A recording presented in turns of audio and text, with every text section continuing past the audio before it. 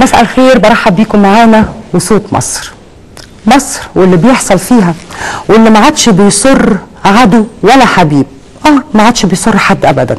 المصريين بقوا واقفين قدام بعض، اشتباكات وعنف، ضرب، وبيتقاتلوا كمان.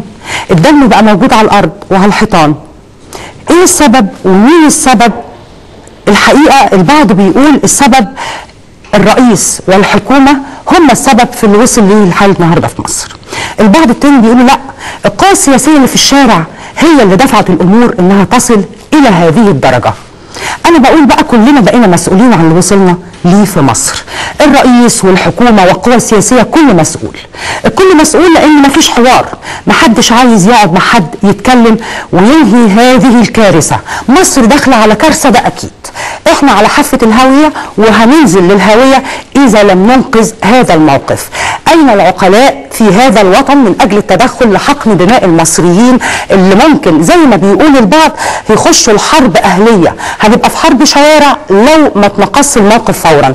يجب على الكل ان يصل لنقطه التقاء، نقطه اتفاق. يجب ان يحدث تنازلات، يحدث اتفاقات من اجل الخروج من هذا المأزق.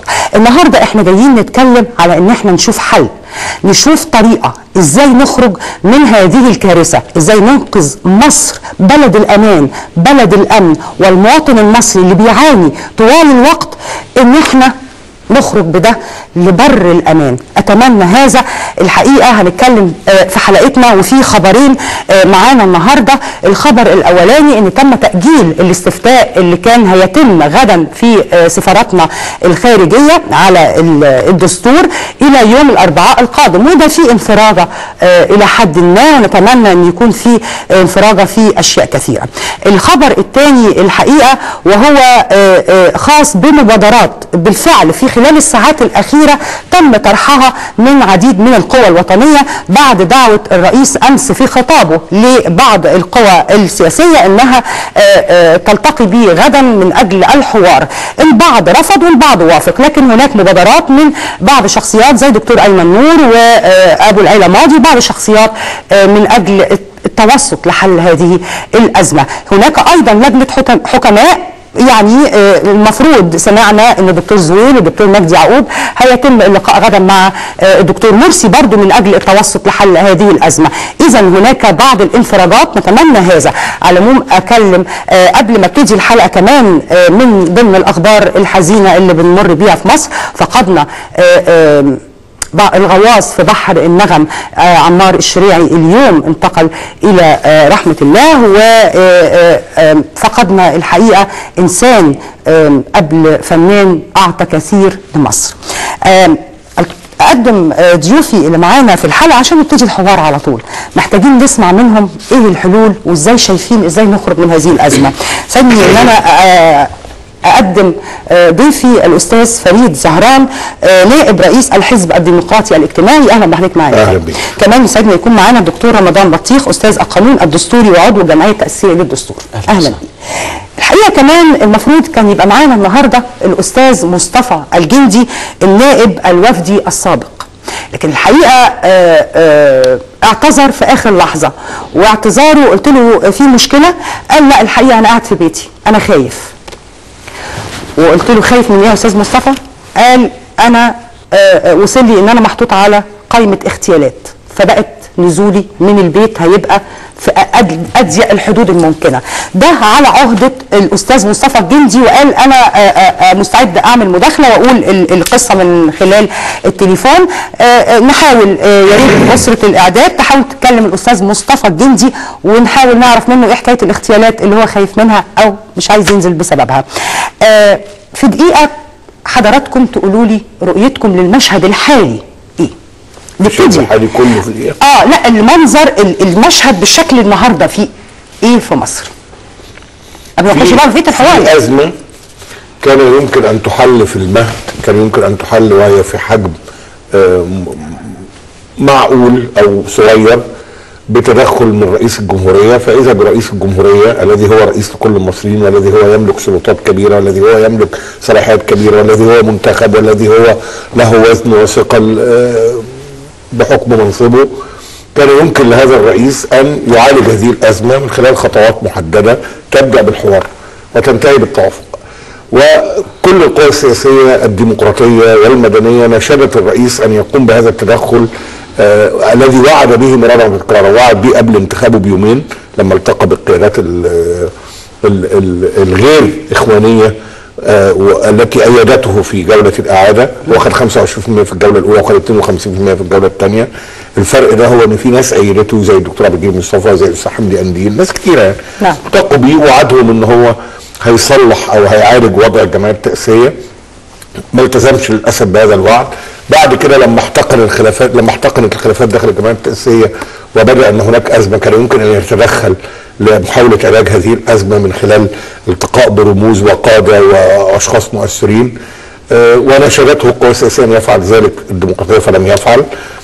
وعد انه لن يطرح الدستور الاستفتاء الا وهو موضع توافق، فاذا به يفاجئنا جميعا بان الدستور لا اعترض عليه احزاب الدستور والوفد والمصري الديمقراطي الاجتماعي والمصريين الاحرار والتحالف الشعبي، كل الاحزاب السياسيه في مصر ما عدا 4 احزاب اعترضوا على هذا الدستور، بالاضافه لاعتراضات القضاء والاعتراضات نقابه الصحفيين، وكل هذا الوزن والمظاهرات اللي خرجت بعشرات الالوف ومئات الالوف وكذا كل محافظات مصر، كل ده واعتبر ان هناك توافق، واعتبر انه من المناسب ان هو يطرح الدستور الاستفتاء. انا رايي للاسف الشديد انا بقول الكلام ده انه الازمه ما كانتش كبيره، كان في ازمه بس كانت ازمه يمكن التدخل لعلاجها بسرعه. هو الرئيس زادها اشتعالا في كل تدخل كان بيعمله، لدرجه ان انا فوجئت باستطلاعات الراي بتقول على اخر خطاب عمله ان هو زاد اشتعال الازمه بنسبه 71%. يعني الناس اللي بتقول انه زود اشتعال الازمه، يعني في ناس قالت انه خطاب كافي مرضي، وفي ناس قالت مش مرضي، وفي ناس قالت اشعل الازمه 71%. انا اللي بقوله انا بضم صوتي لصوت البرادعي اللي القى كلمه منذ قليل ناشد فيها الرئيس يعني بكل اخلاص وصدق ورغبه في حقن الدماء وانقاذ البلاد، انه يعني يلغي الاعلان الدستوري، يرجئ الاستفتاء على الدستور، يفتح باب حوار وطني. كل هذا لا يلغي حقنا الكامل كمصريين وحقنا الكامل كمواطنين في ان احنا نطالب باجراء تحقيق يسند الى قاضي تحقيق وتشكل لجنه تقصي حقائق يعني لمحاسبه ومعاقبه المجرمين اللي اعتدوا على المتظاهرين الامنين المعتصمين حول قصر الاتحاديه اول امس، وده كله بشكل موازي للخطوات التي يتوجب اتخاذها اللي هي الغاء الاعلان الدستوري وارجاء الاستفتاء على الدستور وفتح حضرتك ما قلتش المشهد بس الحالي، انا كنت مقصود ان شكل النهارده المشهد في الشارع المصري في فكره الحشود الموجوده انا شاركت في المظاهرات اليوم، وعايز اقول للدكتور محمد مرسي واقول للاخوان المسلمين واقول لكل من اتهم المتظاهرين بانهم كانوا عايزين يقتحموا القصر كان بلا حراسه وكان في مئات الالوف وما اقتحموش. النهارده برضو انا كنت موجود حوالين قصر الاتحاديه، اللي حرس الجمهوري انسحب وافسح الاسلاك الشائكه، مفيش اي حراسه على القصر خارج القصر عشان بس ما نفهمش انه اختراق للقصر، هو خارج، مفيش اي حراسه على القصر تحول دون اقتحام الناس ليه، انما اللي بيخلي الناس ما تقتحموش الناس دي متظاهرين سلميين. انا النهارده لفيت مصر الجديده كلها على مدى 3 ساعات في مظاهره سلميه، عشرات الالوف، مفيش لمبه اتكسرت، مفيش محل قفل ابوابه، محلات كلها كانت فاتحه بتشتغل. يعني حضرتك انت يعني شرحت لنا بشكل مختصر جميل من بدايه الازمه من فين وصلت لفين. يعني يا دكتور انا كان برضو احب اسمع رايك، وان كان انا كنت هنتقل لسؤال اخر، وهل ترى ان المشكله النهارده مختزله في مجرد بيان دستوري ولجنه تاسيسيه ام وصلت الى ابعد من هذا؟ والله انا احب ابدا كلامي بانه اقول ربنا يقينا شر الفتنه. نعم. الله يفتح عليك. ويحفظ مصر. والمفروض نحن الآن في غرفة عمليات، أمامنا مريض عاوزين نعالجه. مفيش داعي بقى أتكلم عن سبب المرض ولا مرض إزاي ولا وصلنا لهذه المرحلة. أنا عاوز النهارده أطلع مصر من هذا الجو الكئيب. نعم. اللي انا اعتقد اي مصري خالص ومخلص لوجه الله لا يرضاه لمصر. وبالتالي النهارده حينما توجد قنوات وتوجد حلول وتوجد مبادرات يجب ان تؤخذ ماخذ الجد. لا يضع كل شخص انه يجب ان يخرج منتصرا 100%. هذا خطأ قاتل في التفاوض، في الحوارات، في مصير وطن، في مصير شعب، في مصير مصلحة عليا. لا، لابد من الالتقاء. لا اتمسك برأيي بنسبة 100% ولا اتنازل بنسبة 100%، وانما نقطة التقاء، نقطة تصل بنا الى بر الامان. هذا هو ما يجب ان يكون حوار هذه الحلقة، وهو ما يجب انه نركز عليه كيف نخرج من هذه الازمه. لكن سببه اعلان دستوري، سببه دستور، سبب كذا، سبب كذا، كان ممكن يحصل بدون الاعلان وبدون الاستفتاء. انا اتمنى يا حضرتك ممكن بتشير ان كان ممكن يحصل كل هذا حتى لو لم يكن هناك اسباب في الموضوع. طالما ان عدمت الثقه نعم بين كافه الاطراف كان ممكن لاي سبب اخر يحصل اللي يحصل فيه. طيب ولذلك احنا كيف نخرج من هذا المأزق؟ كيف نخرج؟ طيب انا هنقف طبعا عند كيف نخرج من هذا المأزق، وهعرف ايه ممكن النقاط اللي جائز يتم التنازل عنها من كل الاطراف من حضراتكم. بس معايا مداخله من دكتور مراد علي المتحدث الاعلامي عن حزب الحريه والعداله. دكتور مراد. السلام عليكم. عليكم السلام. المستشار الاعلامي. اهلا بحضرتك. اهلا بك. يا دكتور، عايزين نعرف بشان اللي سمعناه عن الحشود الموجوده عند جامع رابعه العدويه ما تم فيه، وهل بالفعل سيتم مسيره من هناك الى الاتحاديه وهل هناك اعتصام؟ ايه اللي بيحصل؟ ولا حاجه حضرتك، احنا يعني كل شويه بنعمل فعاليات لتاكيد ان هناك مؤيدين للدكتور مرسي والقرارات، وخاصه التأييد للمبادره اللي عملها امبارح، اللي هي كان احنا مش شايفين ان هي خطوه جيده جدا، يعني بحيث انه يفتح باب حوار مع القوى الوطنيه تبدا بكره الساعه 12:30. بوعد ان الاعلان الدستوري سيكون متوقف خلال 8 ايام سواء الشعب قال نعم ام لا، ودي كان احد المطالب الاساسيه للمعارضه، انه كانوا بيقولوا ان الناس هتخاف تروح تستفتي، ان كده في مصادره على حريتها، ان هيبقى مضطر انه يقول نعم عشان يتجنب الاعلان الدستوري. خلاص الاعلان الدستوري كده كده هيقف، فالشعب من حقه ان يقول نعم ام لا. نعم. وفي ذات الوقت برضو اكد على ان لو الشعب قال لا هيبقى في جمعيات تاسيسيه عن طريق الانتخاب او عن طريق التوافق. ايه اللي ممكن حضرتك تقوله بشان الغاء او تاجيل الاستفتاء غدا في خارج الى يوم الاربعاء؟ لماذا تم هذا التاجيل؟ هل هو تاجل؟ المعلومات اللي عندي ان هو لم يتم تاجيله. لا، تم التصريح والاعلان، تم تاجيل الاستفتاء في سفاراتنا في الخارج للمصريين في الخارج من السبت للاربعاء. انا المعلومات اللي عندي حضرتك ان هو تم المد بيها لغايه الاربعاء والخميس، مش انه تم تاجيله. مش ان هو بكره مش هيتم، ده هو مد الاستفتاء يعني. ده المعلومات اللي عندي يعني. احنا عايزين نتاكد من المعلومه دي. هو تم مده. انا مش جهه رسميه طبعا، حضرتك تسالي لجنه الانتخابات، بس دي المعلومات اللي عندي ان هو تم مده الاربعاء والخميس عشان مش كل السفارات خلصت الاستعدادات اللوجستيه بتاعتها. طيب حزب الحريه والعداله مشارك غدا في اللقاء اللي هيتم مع القوى السياسيه والدكتور مرسي؟ انا ما اتخيلش ان في حد يستطيع ان يرفض دعوه للحوار في ظل هذا الجو المحتقن. انا النهارده لما يكون لا يعني الحزب بكره ان شاء الله هيكون موجود في هذا اللقاء. ده انا انظر الى ان ده واجب وطني لا نستطيع ان نتخلى عنه. ازاي نتخلى عنه؟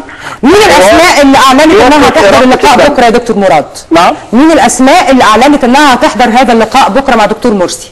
مش عارف، مش انا الجهه اللي بتحدد. لا مفيش تحديد او يعني ان عندكم اسماء معلنه ان هي دي اللي هيكون موجوده بكره. حضرتك على حاجه دي حاجه بقى شخصيه، انا زعلت من جبهه الانقاذ الوطني امبارح. ليه؟ علشان الرئيس مرسي خلص الخطاب بتاعه خلال نص ساعه كانوا مطلعين بيان رافضين فيه الحوار. نعم حتى نعم بقول للناس هم لحقوا يقعدوا ويعملوا اجتماع ويتناقشوا ولحقوا ينادوا يتحاوروا مثلا مع مؤسسه الرئاسه ويتفاوضوا معاها. طب والحوار ده بتاع ايه؟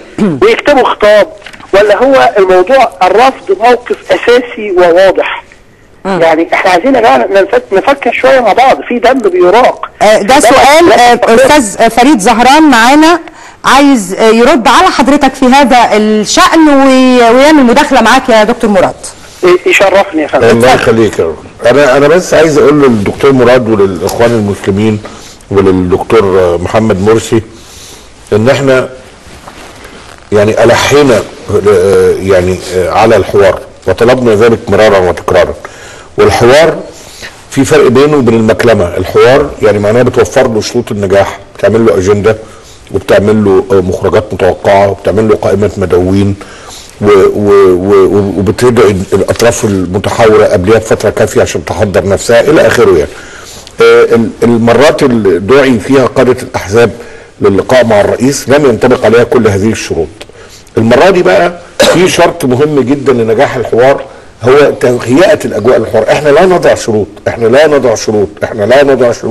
احنا مش يعني بصدد فرض ارادتنا ولا تحقيق انتصارنا. كل المعاني دي على فكره معاني بعيده كل البعد عن نوايانا ورغباتنا واخلاصنا للوطن ده. احنا مدركين حجم الازمه اللي فيها الوطن، الازمه التي انكرها الاخوان وانكرها الرئيس مرارا وتكرارا، واحنا حذرنا ونبهنا من تفاقم الازمه دي. وعشان احنا بهذا القدر من الاخلاص بنقول للرئيس في اجواء معينه لابد من توفرها لانجاح الحوار. والله العظيم بتكلم عن اجواء لابد من توفرها، ما بتكلمش عن شروط ولا فرض اراده. الاجواء دي هي ان يعني المريض معانا دكتور مراد انت حضرتك عشان هو كان بيتساءل. المريض واخد بالك واخد رصاصه فلازم يطلع الرصاصه. الازمه كان سببها الرئيسي الاعلان الدستوري اللي هو تنصل منه. مش انا اللي اتضايقت منه بس، ده مستشار الرئيس، ده نائب الرئيس. يعني انا فلان دقيقه ما تقلقش. لا انا بتكلم على السؤال اللي طرحه وبعد كده حضرتك تقول هو سال سؤال سرعه رد فعل جبهه الانقاذ. انا هقول لسعادتك لانه جبهه الانقاذ وسط القناعه بهذا الاعلان الدستوري الذي لم يتبنى الدفاع عنه اي شخص ولم يعلن اي شخص مسؤوليته عنه او عن التشاور فيه. هذا الاعلان الدستوري لما يتلغي ده لا يقلل من شأن الرئيس ولا يعتبر تراجع من الرئيس يقلل من شأنه. ده يعني ده نائب الرئيس بيقول له ان انا مش موافق عليه، ده مستشاريه بيقولوا له. طيب دي الاولى. الثانيه ارجاء الاستفتاء على الدستور.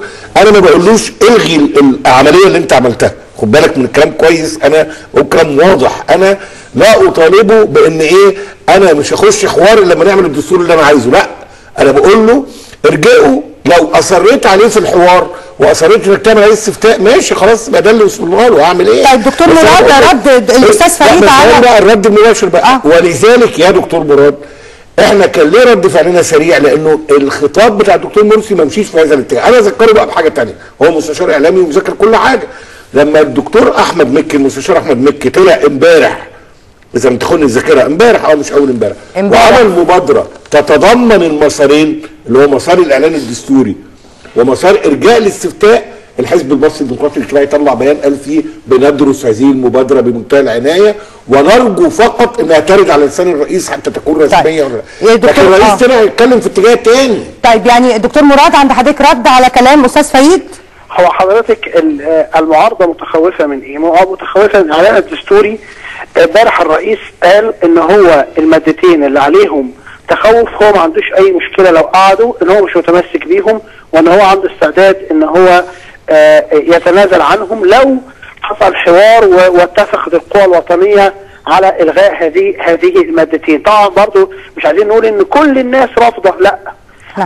احزاب كثيره زي البناء والتنميه والوسط والحضاره والحريه والعداله ويعني احزاب كثيره ايدت فكره الاعلان الدستوري وشخصيات كثيره ايدت الاعلان الدستوري. وحضرتك شفتي يوم السبت اللي فات نعم المظاهرات. يعني ما نقدرش نقول ان ما حدش وافق على الاعلان الدستوري، لا ده الناس نزلت السبت اللي فات بالملايين ايدت الاعلان الدستوري.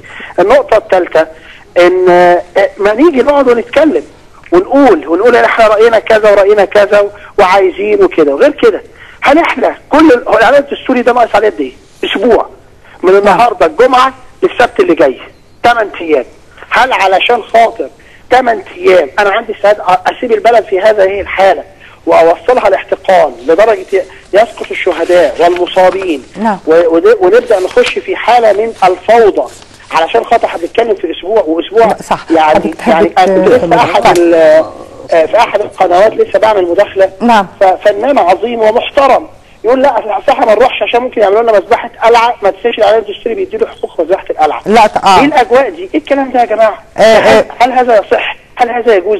اذا دكتور مراد، انتوا بتطلبوا الحوار، وان انتوا ذاهبين بكره ان شاء الله في لقاء دكتور مرسي مع بعض القوى اللي مستعده تروح غدا، وغير المبادرات اللي دلوقتي بيتم التباحث بشانها. صحيح. عشان اقول لحضرتك على حاجه. نعم. الدكتور الكتاتني اعلن بوضوح موقف الحزب، احنا هنروح لحوار احنا نفسنا بدون اي شروط مسبقه، وهنستمع وهنناقش كل المبادرات، يعني ما عندناش حظر على اي مبادره، ما عندناش حظر على اي فكره. في اي دعوه لحشود اليومين الجايين يا دكتور مراد؟ نعم. في اي دعوه لحشود التأييد اليومين اللي جايين، ولا مسيرات او وقفات، ولا ما فيش دعوات خاصه بفكره المؤيدين دلوقتي؟ دي امور تنفيذيه او يعني بتدار على الارض بناء على تطورات لكن ما فيش حتى هذه اللحظه اي دعوه من هذا الشكل. لا، احنا النهارده بس عملنا وقفات في بعض الاماكن. نعم. النهارده كان في السويس، او الان شهيد السويس اللي سقط في احداث الاتحاديه بايدي البلطجيه، النهارده كان في الجنازه بتاعته، كان في الجنازه بتاعت 2 شهداء بتوع القاهره من الازهر وحضرها فضيله المرشد. يعني في دي الفعاليات اللي احنا دي طبعا الاحداث ده حتى الان. دكتور مراد علي المستشار الاعلامي لحزب الحريه والعداله، بشكر حضرتك جدا يا دكتور. يعني الحقيقه الحوار وقفنا فيه عند نقطه مهمه جدا، وهي ما هي النقاط اللي ممكن ان احنا نتفق ان احنا نتنازل فيها او نستكملها. صحيح. حضرتك تديني وجهه نظرك في هذا الشأن. حاضر. انا شايف الحقيقه في ال 24 ساعة دول في إيجابيات كتير. نعم. وممكن أن نستغل هذه الإيجابيات، خاصة أنه أي طرف في الصراع لابد أن يبحث على نقاط الضوء، يبحث على المخارج، ما يبحثش على قفل الموضوع، وإنما دائما نبحث عن المخرج. أبحث على نقطة ضوء في نهاية النفق، عن أمل أبحث عنه. فالنهارده في مبادرات. الحقيقه الرئيس امبارح في خطابه ادى برضه بصيص من الامل، مش هقول انا في 100%. قال والله الاعلان الدستوري اللي مزعلكم ده يوم السبت هيتلغي، يوم الاستفتاء خلاص، اسبوع ما فيش مشكله، برضه اتناقش حواليها، اقول له ما تلغيه دلوقتي. اللي هو الاعلان. لا يعني مثلا يعني انا سؤال قانوني على الهامش. نعم. دلوقتي فكره الاعلان الدستوري يلغى في كل الحالتين سواء نعم او لا؟ يلغى في الحالتين. يعني لو تم الاستفتاء وطلعت النتيجه بلا؟ لا، يلغى. ما هو ده السؤال القانوني. هو قال لا، وقانونا ليه؟ قانونا، لانه سيد الفاضل هو الاعلان الدستوري مرتبط بفتره زمنيه معينه اللي هي الوصول وهي الوصول الى الاستفتاء. لا، هو مكتوب الدستور وعمل الشعب. لا ده تفصيل، دي ماده التفصيل. لا، تم العدول عن هذا الكلام، وقال لك والله لا في البيان نفسه، في الاعلان نفسه. انا والله بسالك، لا انا اقصد انه في نص في الاعلان الدستوري بيقول ان الاعلان الدستوري كل ده يتحط على مائده الحوار. هو الراجل قال وبصراحه لا هيتلغي الاعلان، يبقى قدامنا كام يوم؟ لكن قانونا موجود ان البيان ان دلوقتي الاعلان الدستوري ده محطوط فيه شكليه ان هو الدستور اما يتم الدستور. نعم. وانتخابات مجلس الشعب. وانتخابات لا ما هو خلاص، ما احنا الكلام ده انتهينا منه. وبالتالي بس يا سيدي الفاضل ليست وعودا شفويه، وانما سيدتي الفاضله خليكي معايا. انا النهارده هذا دي مشكله الاعلان الدستوري خلاص. يعني انا اسبوع وهلغيه، وممكن اقعد معاه على الترابيزه واقول له ما تلغيه، اذا كان بعد اسبوع ما تلغيه دلوقتي وتريح الدنيا كلها. لا ورده، بس ما اقعدش انا بقول له ايه مش هاجي لك الا لما تلغيه. تمشي؟ لا ما تمشيش. يعني انا متفق يعني انا خليك معايا ازاي يا استاذ فريد؟ طب انا هتوقف مع ضيوفي الاعزاء. يعني انا والله بقلب مفتوح، وانا بتكلم بمنتهى الاخلاص، وانت تعلم كده انا ليس لي انتماء لا هذا ولا ذاك. معايا بس اتصال، يعني انا هنقف عند النقطه دي، ودي هي النقطه الاساسيه اللي احنا نتحاور فيها. معانا اتصال من القاضي محمد عبد السلام مستشار شيخ الازهر. اهلا بحضرتك معانا يا فندم. الو. طيب يعني انا عايز اعرف راي الشارع المصري. واحنا عاده دايما بيبقى معانا كاميرا ننزل بيها للشارع وناخد اراء عشوائيه. يعني بتحرك بالكاميرا من هو معه ومن هو ضد رايه فيما يتم، وخصوصا ان كل الاراء اللي على عيني وعلى راسي كل النخب ان المشكله دايما هي المواطن المصري. واحنا كل ده بكل ما بيصب في عاوزين المواطن المصري ومشاكله. تعالوا نشوف المواطن المصري قال ايه في الشارع المصري في التقرير اللي صورناه امبارح.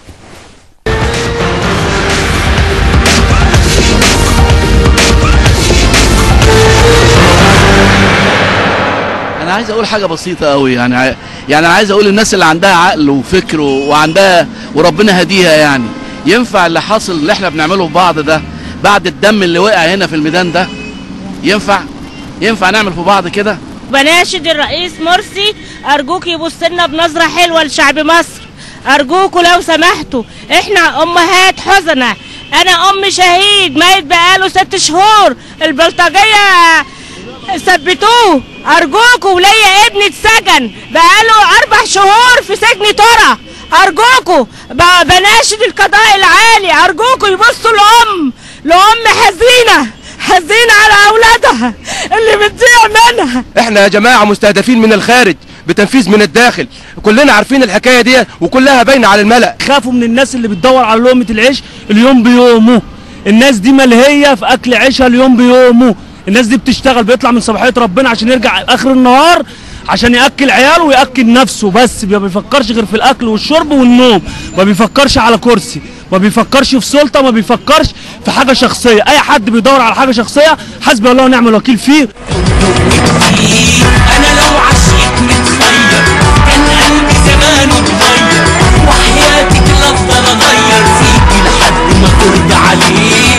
إزاي ترضي لي حبيبتي أتمعشق اسمك وانتي عمالة تزيدي في حيرتي وما انتش حاسة بطيبتي ازاي. مش لاقي في عشقك دافع ولا صدقي في حبك شافع. ازاي أنا رافع راسي وانتي بتحلي في راسي ازاي.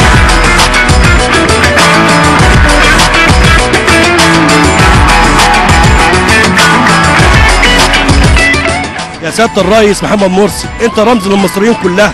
انا سايب مصر وماشي بسبب الاوضاع اللي في مصر اللي جابت الصنهوري اللي حط دساتير العالم.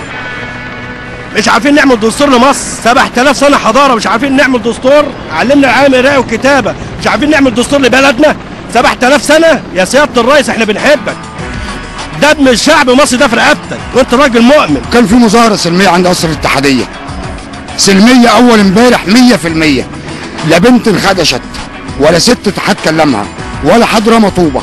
ايه يجيب فصيل امبارح يتعدى عليهم بالسب والضرب والمولوتوف وضرب الخرطوش اللي كانوا بيقولوا الشرطة هي اللي بتضرب خرطوش. الخرطوش دلوقتي ظهر فين؟ المفروض ان الدستور ينزل والناس تنتخب واللي تقول نعم واللي تقول لا، انما ما يقفوش بمظاهرات كده ويقتلوا في بعض. احنا هنبقى حرب اهلية في البلد، المفروض يكون في امن وامان، المفروض لازم يكون في توافق بين الناس وبعضها ويتفاهموا. احنا بنناشد جميع القوى الثوريه، جميع الناس، جميع المصريين، انت واخد بالك، مسلمين ومسيحيين، يعملوا مبادره، لان اللي بيحصل ده دمار وخراب، الاقتصاد بيقع. يعني الناس اللي هي سايره في التحرير دي مش ثوره، دي همجيه، دي فوضى، ان احنا كل شويه نهد البلد، كل ما نعمل حاجه نرجع نهدها. هل ده معقول؟ الاقتصاد واقف، ما فيش مستثمر عايز يجي، البلد خراب، الناس مش لاقيه تاكل، لكن احنا بنناشدهم عشان خاطر ربنا يشوفوا البلد، يقعدوا ويتفاهموا. لكن معقول كل ما نعمل جمعيات تاسيسيه تتهد، نعمل الدستور يتهد تاني؟ طب ما نقعد ونتفاوض عليه. انا حابب اقول ان اساتذه علم الاجتماع لازم يشوفوا حل في الشخصيه المصريه اللي جرالها. احنا بقينا زي انبوبه عنف وانفجرت، نحدف بعض بالطوب، والله اكبر. الله اكبر على مين؟ انت عجبها؟ الله اكبر على مين؟ انا عاوز افهم، الله اكبر على مين؟ ده مصري واخوك. انا بحب مصر، حسبي الله ونعم الوكيل بخربك مصر. ازاي ترضي لي حبيبتي اتمعشق اسمك وانتي عماله تزيدي في حيرتي وما انتش حاسه بطيبتي ازاي. مش لاقي في عشقك دافع ولا صدقي في حبك شافع. ازاي انا رافع راسي وانتي بتحمي في راسي ازاي.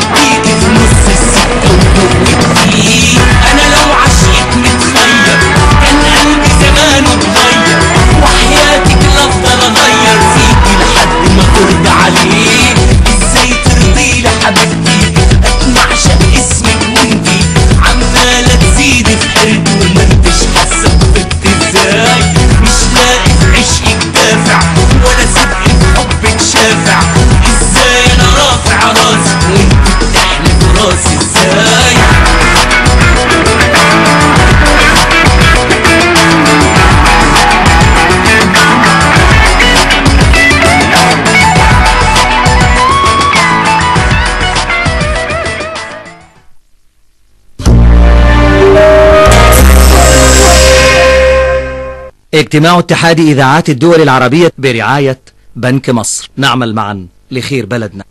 اتصالات توشيبا، كل حاجة حلوة بنك مصر. كيف نخرج من هذه الأزمة أو نتجاوز هذه الكارثة المحققة؟ معايا الأستاذ فريد زهران نائب رئيس الحزب الديمقراطي الاجتماعي، والدكتورة رمضان بطيخ أستاذ القانون الدستوري وعضو الجمعية التأسيسية للدستور. توقفنا عند منطقة ما لا يؤخذ كله لا يترك كله، ودي كانت نقطة التوقف اللي حضرتك ذكرتها. أستاذ فريد قال لك لا طبعا احنا مش زي ما حضرتك بتقول، وهيقول وجهة نظره في هذا الشأن. يعني ايه حضرتك موافق او انك مع فكره انه مفيش صدام او مش كل حاجه لازم تتوقف؟ احنا مع الحوار حول القضايا المهمه اللي حلها يساوي العوده الى الاستقرار والى كل الكلام اللي الناس طالباه. الخلافات حوالين موضوعين اساسيين، الاعلان الدستوري والاستفتاء حول الدستور. فما فيش حاجه اسمها تعالى نتحاور وبعدين نبقى ايه الحاجات دي. يعني الدعوه اللي عملها الدكتور محمد مرسي قال ايه؟ قال تعالوا نتناقش في قانون الانتخابات وفي دور مجلس الشورى باعتبار ان الاستفتاء سيتم في موعده، وان الاعلان الدستوري هناك وعود شفويه تتعلق بهو مش هيستخدمه او هو مستعد يتنازل. يعني في شويه وعود شفويه تتعلق ببعض بنود الاعلان الدستوري، وبالنسبه للاستفتاء سيتم في موعده. حتى النهارده لما ارجئ الاستفتاء بره مصر، يعني في خارج مصر، من السبت للاربع، المستشار محمود مكي كان في مداخله تليفونيه معايا من شويه على محطه فضائيه وقال ان ده ملوش علاقه باي مبادرات واي حوار، ده له علاقه بانه اللجنه العليا للانتخابات هي اللي خدت هذا القرار، وهم لاسباب اجرائيه واداريه. يعني باختصار لم يعلن عن مبادره تتضمن ارجاء موعد الاستفتاء. وانا رايي ان جوهر الموضوع دلوقتي هو ده. يعني الاعلان الدستوري بيتوارى الى خلفيه المشهد، بتقل اهميته لان اللي بيزيد اهميته هو الاستفتاء على الدستور. ومع ذلك اللي انا بقوله بوضوح هو انه ما كانش، يعني انا هذكر كل المواطنين وقالوا تعليقات مهمه جدا تتعلق بالموقف المنهار اللي احنا فيه ده. هذا الموقف كان موجود قبل الاعلان الدستوري؟ الاجابه لا. البلاد كانت بدات توصل لبعض الاستقرار والامن، البورصه بدات تشتغل، السوق بدا يتحرك الى اخره، لغايه ما جت لحظه فيها ازمه قد كده، فالرئيس تدخل فخلاها قد كده، فتدخل تاني فخلاها قد كده، فتدخل تاني فخلاها قد كده.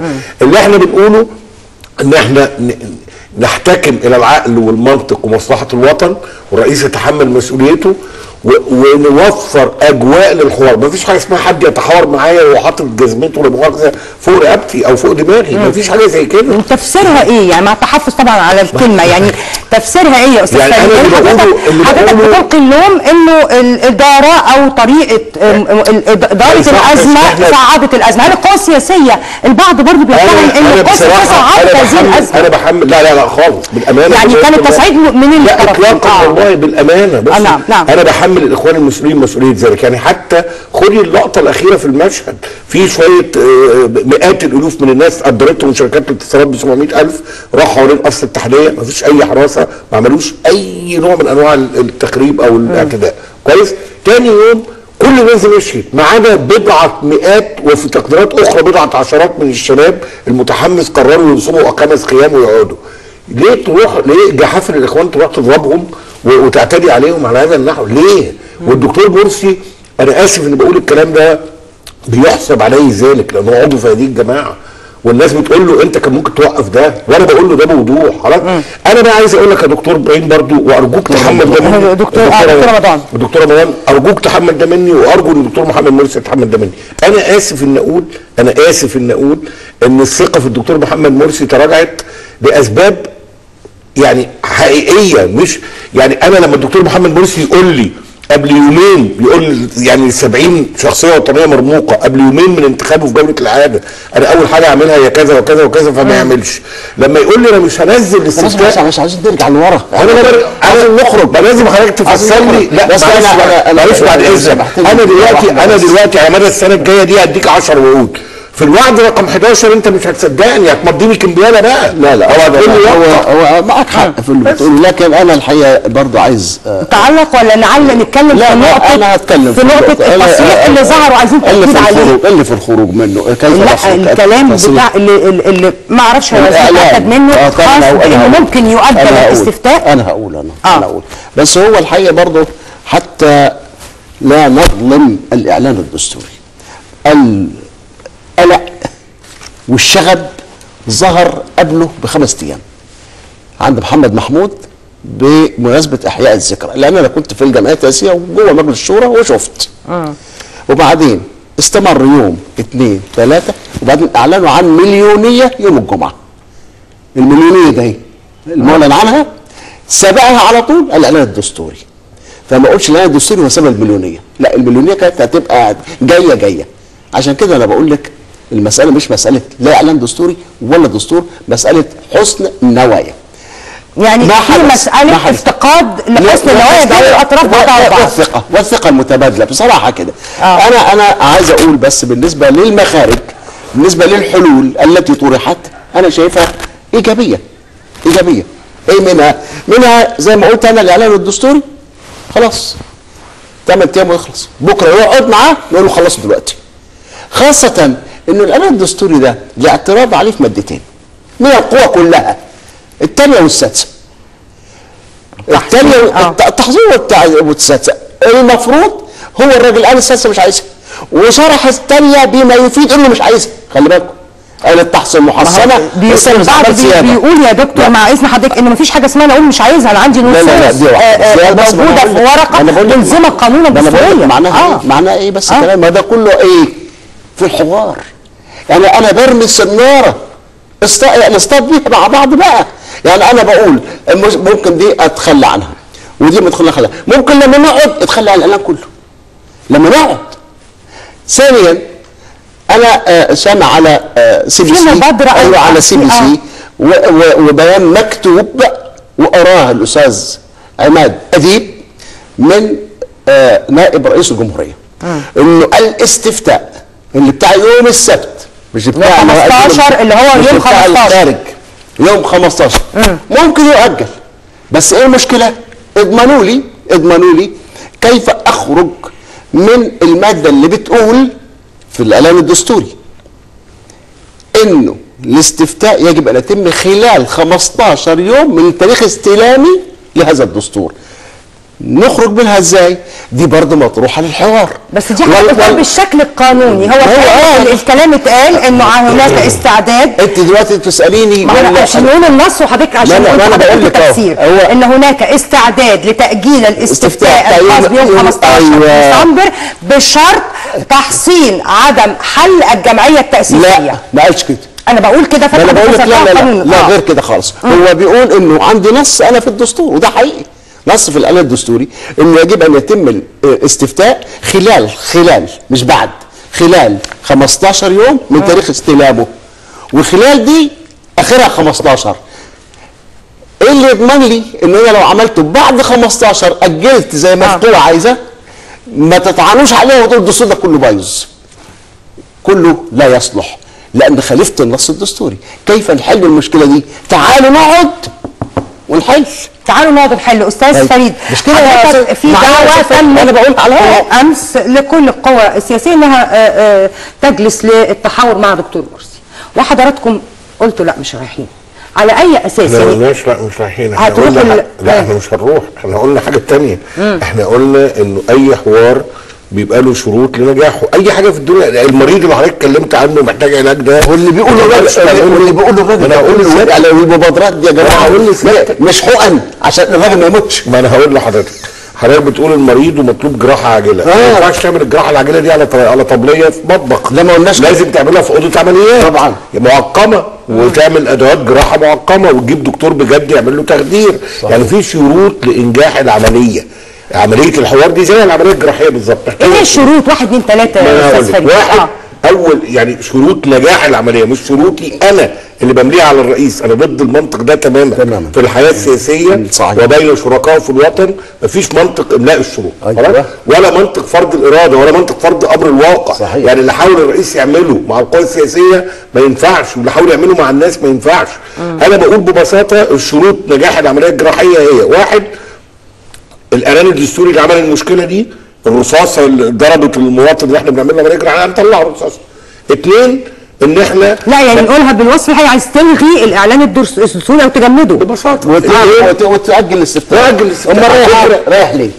طب ما تحاور على هقول لحضرتك خلصنا. لا هقول لحضرتك رايح ليه بقى؟ رايح للمشكله الرئيسيه اللي بدأنا بيها، يعني الازمه دي زي ما انا قلت لها نقطه بدايه اللجنه التأسيسيه اللي هي الدستور المنتج اللي احنا اختلفنا حواليه في جولتين كبار. احنا اختلفنا في الدستور ده مرتين. بس عارف يا استاذ فريد، اسمح لي بس والله انا هتفق معاك. انت راجل طيب وانا هتفق والله العظيم انا طيب جدا وانت اطيب مني. انا الشريره اللي في القعده دي واضحه كده. يعني الدستور لم يحدث خلاف عليه باعتباري انا من ضمن اللجنه التأسيسيه. الدستور لم يحدث اختلاف عليه في مضمونه وفي منتجه وفي موضوعه. امال الخلاف اختلفت ليه؟ حول الشكل وهو الجلسات ما كانتش منضبطه، العجله في وضع جدول للمراجعه، الخروج معرفش مين ثم عودته ومش عايز لازم يجي ويجيب معاه ناس. دي كلها امور شكليه. يعني قصدي اقول احنا عندنا 34 ملاحظه بس اصبر عليا والله. انا متفق معاك. انا مش همشي غير لما نتفق. اتفضل. احنا جوهر الموضوع ان احنا لو شلنا الحاجات اللي شوشرت على الحوار هينجح. طبعا. الحاجتين اللي شوشروا على الحوار حاجتين اساسيتين، ثلاثه بصراحه دلوقتي، بس انا خايفه يطلعوا 4 5 اخر الحوار يعني اللي هو الاعلان الدستوري. نعم. والاصرار على الاستفتاء قبل انضاج الحوار. خلاص احنا هنقول احنا مش مصرين، هننضج الحوار اولا، وهنقول الاعلان الدستوري نجنبه. خلاص تمام.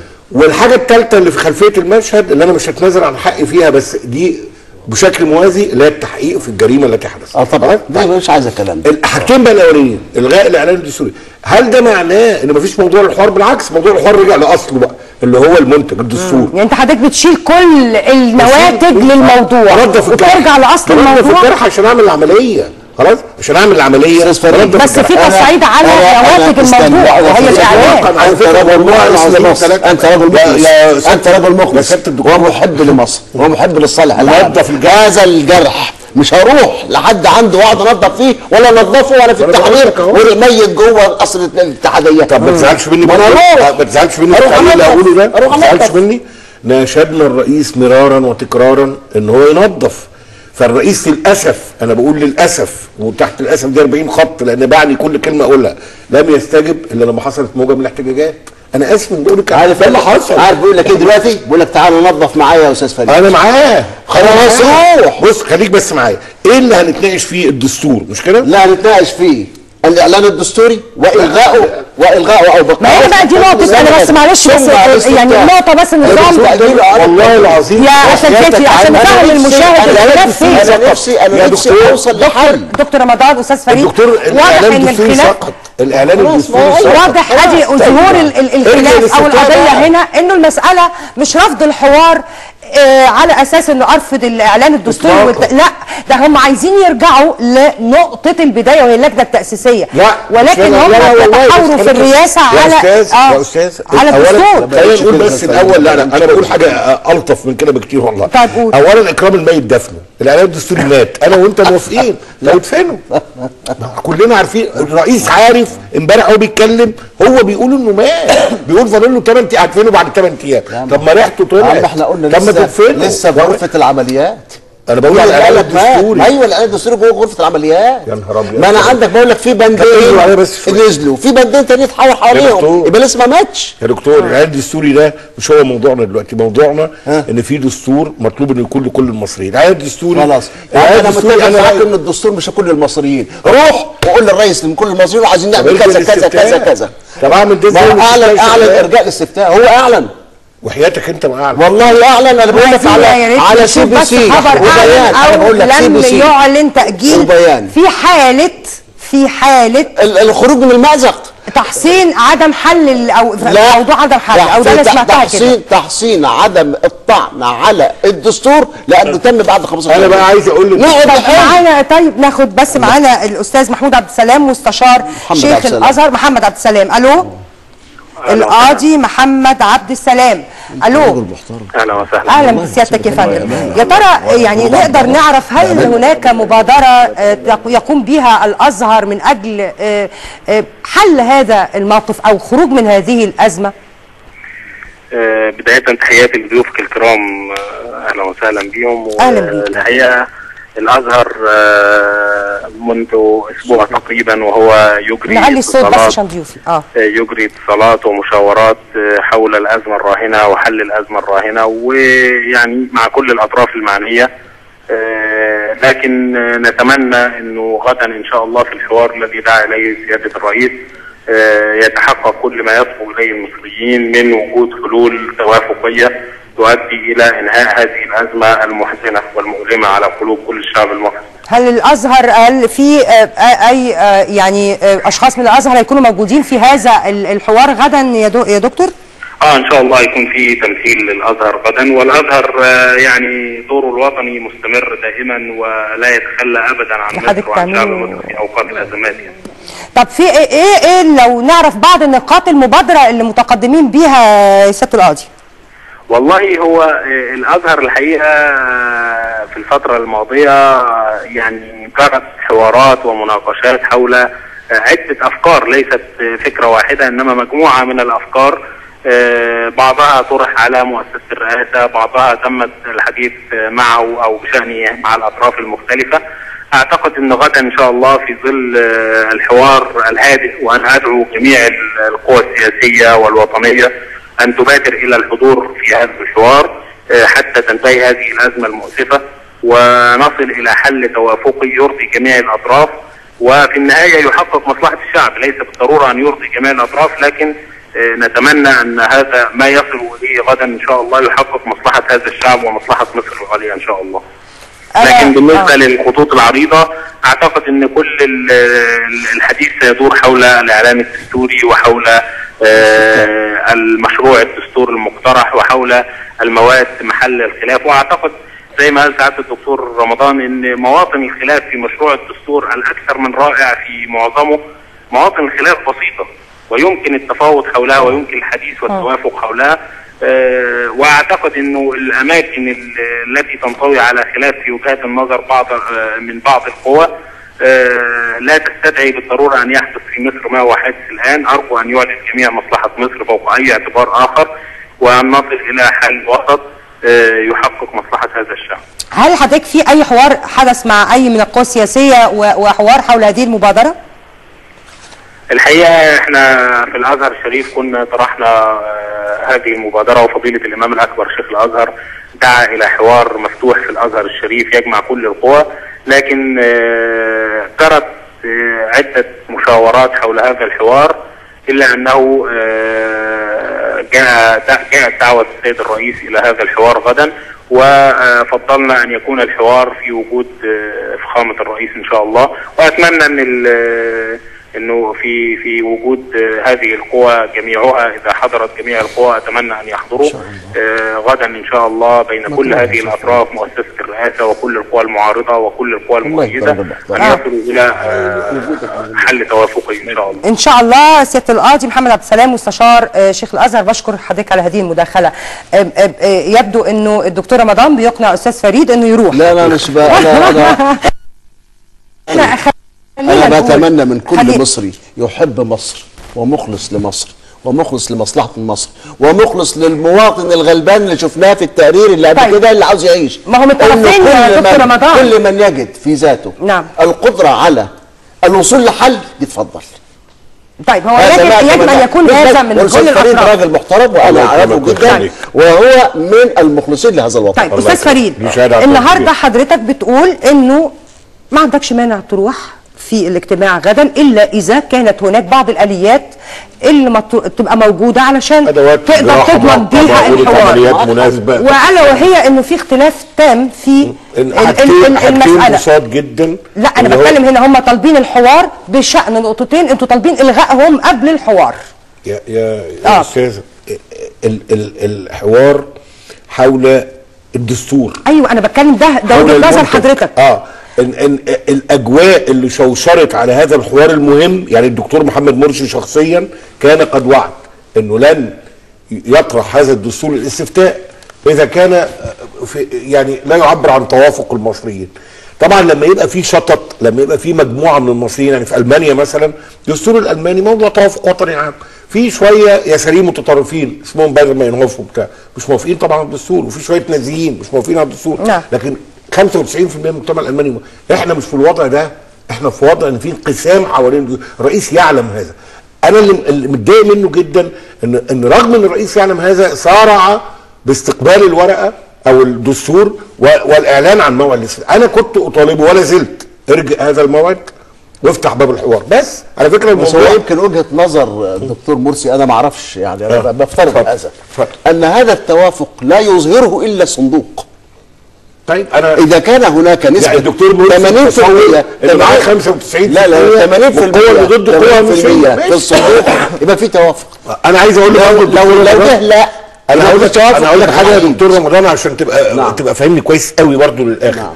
انا لما الاصدقاء وشركائي في الوطن الاخوان المسلمين لما بيقولوا لي حكايه انه الاحتكام للصناديق انا موافق على الاحتكام للصندوق. على فكره احنا مش ضد الاستفتاء حتى على هذا المشروع بالمناسبه، ولكن افرض خليكي بس معايا، افرض انه يعني العند والمكابره وصلوا لاخرهم وفي اصرار على ان هذه المسوده تعبر عن وجهه نظر كل المصريين وفي اصرار على طرحها الاستفتاء، احنا هنستفتي عليها ونسقطها بس الشعب المصري هيوقعها. لا برافو، وانا عندي ثقه في الشعب المصري والله معاك حق باختصار يعني. واي رهان على انه المصريين تبع الاخوان المسلمين وهيقولوا لهم يمين لا صحيح. المصري ذكي النهارده وانا اناشد الاخوان واقسم بالله بتكلم بمنتهى الاخلاص.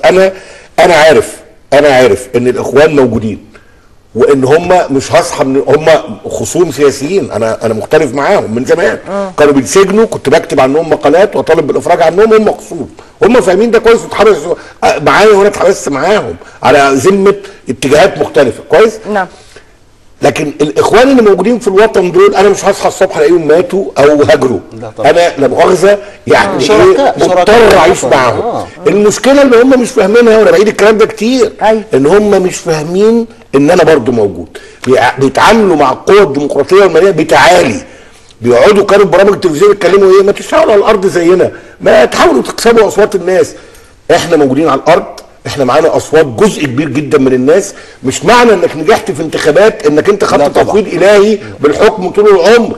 اوباما هينجح النهارده يخسر بكره والايام دول، وانت خدت 52% وعرضه انك انت ما كنتش تاخدهم وكنت تاخد 48 والتاني بياخد 52. حكايه قريبه وتداول السلطه ده معناه. وبالتالي انا بقول للاخوان احنا موجودين في الوطن، احترموا هذا الوجود، قدروه.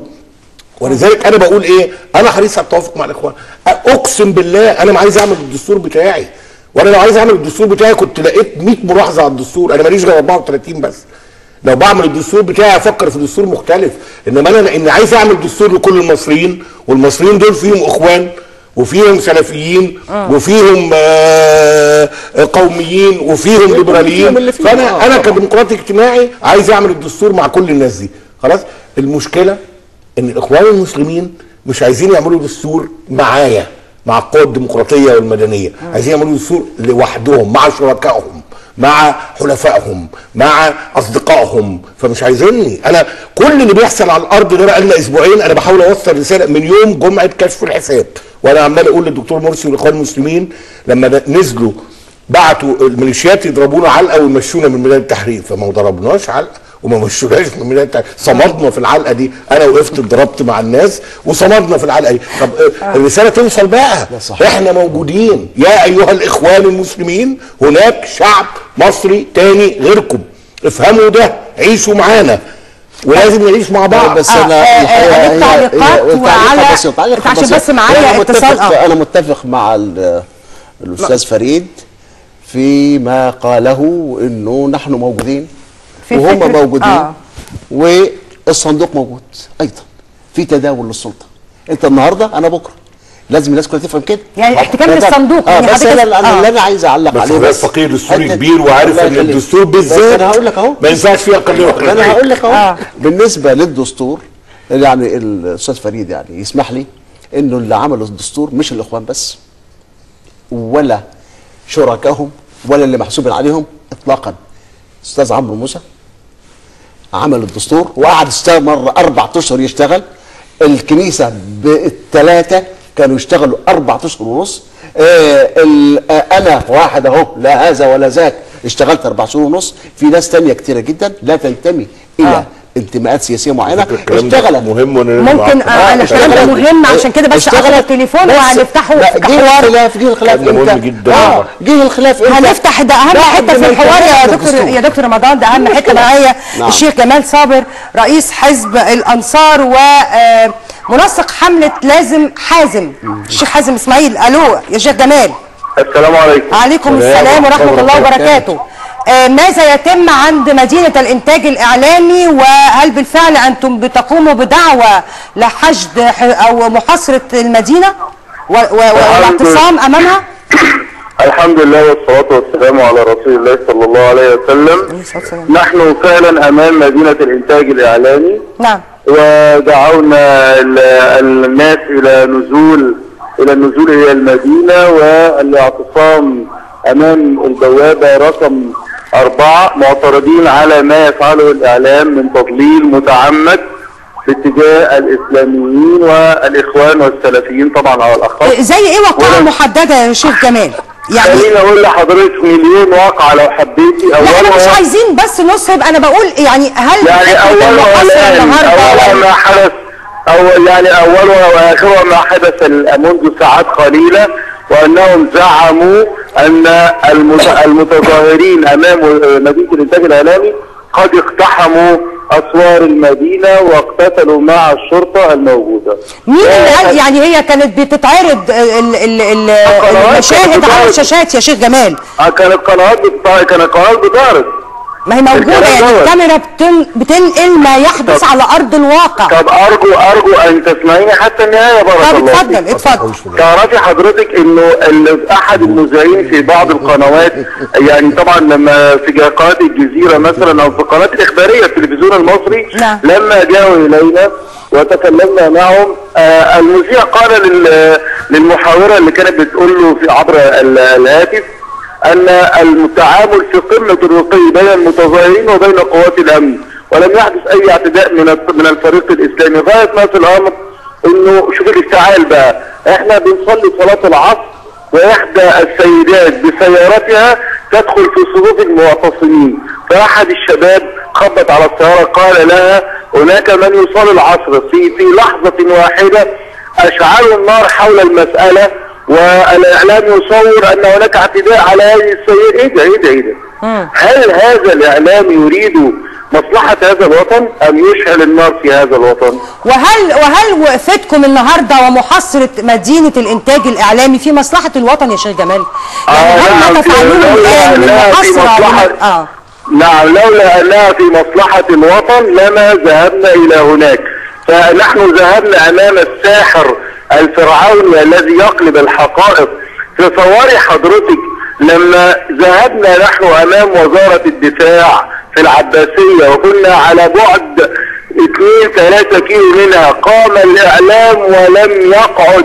اين هيبة الدولة ولماذا ذهبتم الى هناك؟ انتوا هتخربوا البلد. لماذا لم ترتفع هذه الاصوات للاعلام وتقول لمن ذهب الى قصر الاتحادية الذي هو ارفع مستوى من وزارة الدفاع؟ لماذا لم واضح ان مصر كلها تظل في حالة حصار ما بين المحكمة الدستورية ومدينة الانتاج والاتحادية. لكن انا استاذ فريدة زهران عايز يعمل مداخلة ولكن سؤالي الاخير لحضرتك انه ما هي قائمة الاغتيالات التي شاع الامر بشأنها في الفترة الاخيرة ان هناك بعض الاشخاص على هذه القائمة يا شيخ جمال؟ يعني ايه قائمة الاخوانات؟ تردد اشاعات ان هناك في قائمة عليها بعض الاسماء مراد التخلص منها كاعلاميين او شخصيات عامة، حقيقة هذا الامر ايه نسمع من حضرتك؟ ما هو لا هو بقى تشغيل اعلامي. لا انا هنا بنقول شائعة وجايبين حضرتك بنفسك ترد عليها. كويس جميل جدا. انا اولا ما هو خلي بال حضرتك الكلام اذا قيل على عواهره بدون دليل المسلم، يعني حضرتك مسلمه لما تسمعي عن جمال صابر مثلا انه فعل شيئا او قال كذا او فعل كذا مخالفا تقولي طالما بدون دليل تقولي سبحانك هذا بهتان عظيم. ليه؟ لانه مش ممكن انا اقول على اخي شيئا او اسمع عن اخي شيئا واؤكد هذا الشيء الا بدليل. فانا عندي صاحب الشأن عشان يرد على الحكايه. كويس، ما انا بقول لحضرتك الاستاذ فريد عايز يسال حضرتك ويعمل معاك مداخله. انا عندي صوتي وصوتي معروف وعندي وانا اظهر على القنوات واقول وعندي صفحتي على الانترنت، لو كان ذلك كذلك لرأيتموه او سمعتموه. يعني حضرتك بتنفي كل هذا الموضوع طبعا طبعا احنا لسنا نصاب. استاذ فريد مع حضرتك في مداخله. استاذ فريد زهران. يا شيخ صابر جمال صابر. يا شيخ جمال ممكن تكون سعادتك ما عندكش قائمه اغتيالات وتكون عند طرف اخر او جماعه اخرى، فهو طبعا مش مسؤول عن كل الجماعات ولا عن كل الناس، وبالتالي هو لما ينفي عن نفسه انا بعتبره صادق وما اقدرش اكذبه. لكن انا عايز اعمل معاه مداخله حوالين نقطه ثانيه بقى، عن اي اعلام يتحدث الشيخ جمال، هل يتحدث عن قناه الناس ام يتحدث عن قناه الرحمه ام يتحدث عن قناه 25 يناير ام يتحدث عن قناه الجزيره والجزيره مباشر والجزيره مباشر مصر؟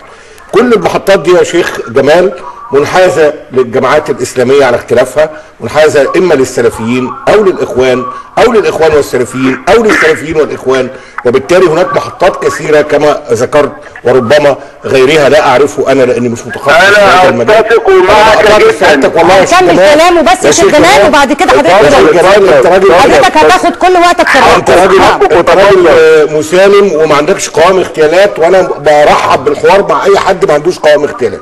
انا بقول لك بوضوح هناك محطات فضائيه تنحاز لتيار الاسلام السياسي، وهناك محطات فضائيه تنحاز ضد تيار الاسلام السياسي. ايه العيب في ده؟ ايه المشكله؟ اذا كنا في بلد ديمقراطي يجوز لك ان تملك محطه باعتبارك حزب الاخوان المسلمين او حزب الحريه والعداله الزراع بتاع الاخوان المسلمين، وتبقى اسمها 25 يناير وتبقى كل برامجها تأييد للاخوان وكل برامجها هجوم على القوى الديمقراطيه والمدنيه والعلمانيه والليبراليه والقوميه الى اخره. ده حقك. انا مستعد اموت عشان المحطه دي تشتغل، ولو اتقفلت هقف ضد قفلها، ولما كان بيتقبض عليكم كان بيتقبض عليا عشان واقف معاكم. لكن في الوقت ده بقى ما يصحش انك تقول لي اصل المحطه الفلانيه طلعت برنامج ضدي، لان المحطه الفلانيه او المحطه العلانيه من حقها تكون ضدك، زي ما من حقك يبقى عندك محطات من حق القوى الديمقراطيه والمدنيه والقوميه واليساريه ان يبقى عندها محطات. ده طبائع الامور. طيب الشيخ جمال اتفضل رد على هذه النقطه. انا طبعا اتفق معك جدا. انا لست محايدا، وانا اذا اخرجت الى الناس قناه فضائيه ساعلن بكل قوه وبكل صراحه انني اريد الاسلام والاسلام فقط ولا اريد غيره، فنحن قوم اعزنا الله بالاسلام فما ابتغينا العزه في غير الاسلام اذلنا الله، وسأعلن هذا واني منحاز الى الاسلاميين وبكل قوه وارفض كل اسمعي ارجوك وارفض كل ما يخالف الشريعه الاسلاميه، وسأعلن هذا كانسان مسلم اعتز بديني، ولست مطالبا غيري واخد بالك، ولست مطالبا غيري ان يكون محايدا. ففيش حاجه اسمها محايد، في حاجه اسمها انا ليا راي او انا اعتقد اعتقاد وانت تعتقد اعتقاد. كل ما تشاء وافعل يعني انت من حقك ان تكون رايك كاملا وواضحا. غايه ما اطلبه منك اذا نقلت شيئا على اسماع الناس فانقل الحقيقه فقط، لكن قل رايك كما تشاء. انت انحاز لتيار ليبرالي او علماني او الكنيسه انت حر، وانا ايضا حر انحاز لديني وعقيدتي، انا لا الومك في هذا ابدا. اولا بحييك، تسمح لي الاول يا شيخ جمال احييك على انك انت يعني موافقني على فكره ان مفيش حاجه اسمها ارهاب. على فكره هذا يا شيخ جمال، بس خليني عشان خليني اقول انا لم اقاطعك، انت طلبت مني الا اقاطعك، فارجو ان تلتزم بهذا. بارك الله فيك. اتفضل. فعلى اي حال أنا منحاز لعقيدتي جدا ولديني جدا ولن أتنازل عنه أبدا، وسأدعو ليل نهار إلى تحكيم الشريعة الإسلامية وإلى وقف هذا المد الذي أعتقد أنه مد أمريكا الصهيوني. أنا أعتقد هذا، وأنا منحاز إلى عقيدتي جدا. أنا فقط لو أخرجت قناة للناس يا أستاذنا الكريم سأنقل كل شيء كما هو ثم اقول انا، فلا اشكال. يعني انا، وعلى فكرة انا طبعا بتكلم على القنوات العلمانية والقنوات التي كانت يعني الذي يعتبرها انها تبع النظام السابق. طيب يعني حضرتك مقر معانا انه ممكن الكل يقول اراءه، ولكن يجب نقل حقيقة الصورة او ما يحدث. لكن انا اوعوا تفتكروا ان انا بقول او بأيد القنوات الاسلامية لو حد فيهم فيها شتم ولا حد فيهم اساء ابدا، وانما نحييك يا شيخ جمال. نحيي حضرتك استاذ فريق. تعليق اخير عشان ننهي المكالمه ونكمل موضوع الدستور من فضلك. جمال بعد اذنك، انا بس برضو عايز اقول لك حاجتين مهمين. ان احنا موضوع الدستور يا شيخ جمال، احنا عندنا حاجه مهمه اسمها ان انا يعني برحب بشده بفكره ان احنا نتفق على انه زي ما من حقك يبقى لك فضائيات تبقى انت مقر بحق الاخرين في انه ليهم فضائيات، وان النباله والديمقراطيه مش ان انا دافع عن اخويا وابن عمي، النباله والديمقراطيه ان انا دافع حتى عن حق خصومي في انهم يقولوا رايهم، يعني حتى خصمي. عشان كده انا بقول لك بمنتهى الوضوح ان انا كنت بكتب مقالات وبعمل وقفات احتجاجيه لما كان الاخوان المسلمين بيتعرضوا لمحطات عسكريه، وقاده الاخوان يعرفوا هذا ويعرفوا ان انا كنت بعمل ده. فانا عايزك تدافع عن حقي في ان انا يبقى لي محطات فضائيه، حتى لو المحطات الفضائيه اللي من حقي ديت بتهاجم الاخوان او بتهاجم السلفيين. النقطه بقى الثانيه، انا عايز اقول لك ان انا محطه 25 يناير بالصدفه من كام يوم كنت فاتحها يوم الثلاث اللي كان فيه مئات الالوف حوالين الاتحاديه، وكان في حديث مع قائد مهم جدا في الاخوان، وقال الكاميرا جايبه المنظر رهيب، وهو بيقول ايه؟ انا شايف كده انهم مئات. فالمذيع بتاع المحطه قاعد يقول دول مئات الالوف ومش عارف ايه وبتاع، اللي هو المراسل يعني. فالقائد بتاع الاخوان قال هو واضح انه مش شايف كويس، فالمذيع قال له ايه؟ قال له ده تبعنا. ده على الهوا. شيخ جمال صابر رئيس حزب الانصار. نعم، احيانا الناس لما بتبقى عينيها مش محايده بقى تماما يعني مطلوب المحايده من كل الجهات. على حاجه بس عشان يعني تسمعوني مشكورين. تعرفوا انا بعيد كلامكم ده جدا، اللي هو ايه بقى؟ والله انت كنت محتاجين كنت تنورنا في الاستوديو يا شيخ جمال النهارده. لا انا اتشرف يعني حضراتكم. ما انت كنت منورنا من كام اسبوع كده. انا بس عايز اقول حاجه، اذا تعرفوا حضراتكم ان انا مع سياسه ايه بقى؟ الفارس النبيل الذي يدخل المعركه بعقيدته واضحه غير مليعه، يعني قول رايك بكل قوه، دي عقيدتي. هو بلاش كلمه معارك ونتخلص من الكلمات دي والنبي يا شيخ جمال. يمكن ما تصدقوهاش، اضحكوا على حاجه يمكن ما تصدقوهاش. بس تعرفوا اكتر واحد بيعجبني في الاعلاميين مين؟ 2 عمرو اديب وابراهيم عيسى. واضحين، احنا مش عايزين اسلام، احنا مش عايزين دين، احنا مش عايزين امر منكر. عادي جدا، تشتموا جدا، مفيش مشكله. احنا اكيد هنعمل حلقه معاك يا شيخ جمال بشأن هذا الموضوع وتاخد فرصتك. انت تعرفوا ان احسن حاجه في اللي بيحصل ده ايه؟ ان الصفوف تمايزت. طب قول لي بس السؤال الاخير، انتوا معتصمين النهارده يا شيخ جمال؟ طبعا معتصمين عند المدينه؟ مش هتمشي. احنا معتصمين عند مدينه الانتاج الاعلامي امام بوابه 4. يعني طب لغايه ايه يعني؟ امام بوابه 4 فقط، والكل يدخل، كل العالم يدخلوا. على فكره انا كنت على قناه دريم منذ ساعه، فكله بيدخل وكله بيخرج. يعني الاعتصام هدفه ايه يا شيخ جمال؟ هتفضلوا قاعدين لغايه امتى وليه؟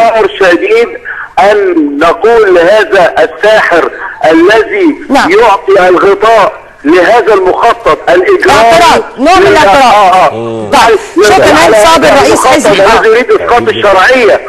شيخ جمال صابر رئيس حزب الانصار، انا بشكر مداخله حضرتك، وان شاء الله تكون معانا قريبا على الهواء نناقش نقاط كثيره من اللي طرحتها. الدستور بس انا عايز تعلق على الكلام اللي اتقال كله، سواء من كله يعني او من الشيخ خاص بالاعلام، خاص بالاعلام الحقيقه، او على حريه الاخر. ليست هناك مشكله على الاطلاق ان يكون عندي 100 قناه وكل يعبر عن وجهه نظره ويعبر عن توجهه.